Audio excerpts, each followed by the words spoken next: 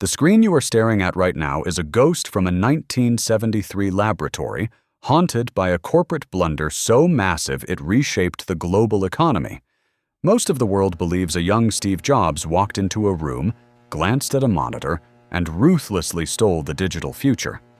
But the truth hides a catastrophic, billion-dollar lesson about innovation that tech giants are still ignoring today. To understand how the future was dropped, you have to realize how totally one company controlled the present. In the early 1970s, Xerox did not just sell office equipment. They were an absolute monopoly whose brand name was literally spoken as a verb. They controlled the flow of information across the planet by building massive machines that duplicated paper. However, a quiet, existential terror was beginning to creep into their executive boardrooms.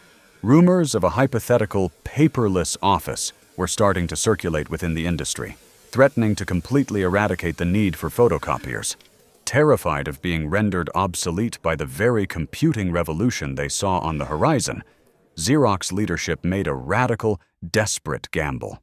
They decided to build an isolated research facility called the Palo Alto Research Center, or PARC, situated in California, a full 3,000 miles away from their buttoned-up corporate headquarters in New York and Connecticut. They recruited the most brilliant computer scientists alive, locked them in a building far away from the daily demands of the photocopier business, and handed them an effectively unlimited budget. Their mandate was completely unconstrained by product deadlines. Simply invent the technology of tomorrow so that Xerox could own it when the paper vanished. The scientists at PARC did exactly what they were paid to do, but they moved at a speed that left their corporate handlers completely bewildered. Free from the pressure of manufacturing timelines, these researchers engineered what was effectively the modern digital world in a breathtakingly short span of time.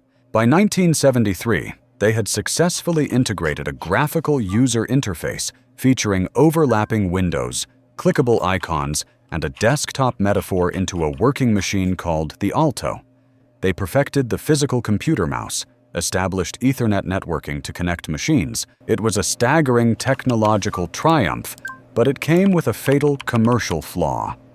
The Alto was a research prototype that cost roughly $32,000 to build, making it a miraculous laboratory instrument rather than a product anyone could actually sell to the public. Back on the East Coast, the Xerox executives, whom the West Coast engineers derisively mocked as toner heads, looked at these networked digital documents and saw nothing but a direct threat to their highly profitable copier leases. The corporate hierarchy viewed these brilliant innovations as mere distractions because they could not figure out an architecture of revenues that matched their paper-based empire. This monumental disconnect set the stage for what is often incorrectly remembered as the greatest heist in Silicon Valley history. The popular legend insists that a 24-year-old Steve Jobs strolled into PARC, saw the graphical interface, and pilfered the entire concept for the Macintosh. That narrative is fundamentally inaccurate. For starters, there were two distinct, carefully orchestrated visits by Apple personnel in late 1979. Apple did not sneak in through the back door. Xerox actively invited them. The corporate venture capital arm of Xerox eagerly sought a stake in Apple's impending initial public offering, brokering a deal where Xerox purchased 100,000 pre-IPO shares for $1 million. The explicit price for that highly lucrative stock deal was granting Apple's engineering team full access to the inner workings of PARC. Furthermore, Apple was not a blank slate waiting for a stolen blueprint. Engineers like Jeff Raskin and Bill Atkinson were already deeply immersed in prototyping bitmapped screens and graphical elements for the Lisa and Macintosh projects long before these tours ever took place. Raskin deliberately arranged the visits, hoping to finally convince Jobs of the immense value of graphical computing. When Jobs finally saw the object-oriented Smalltalk software and the mouse-driven interface in action, he did not extract a new idea from thin air. Instead, he received blinding, absolute confirmation that the technological gamble his own team was pushing for was absolutely the right path.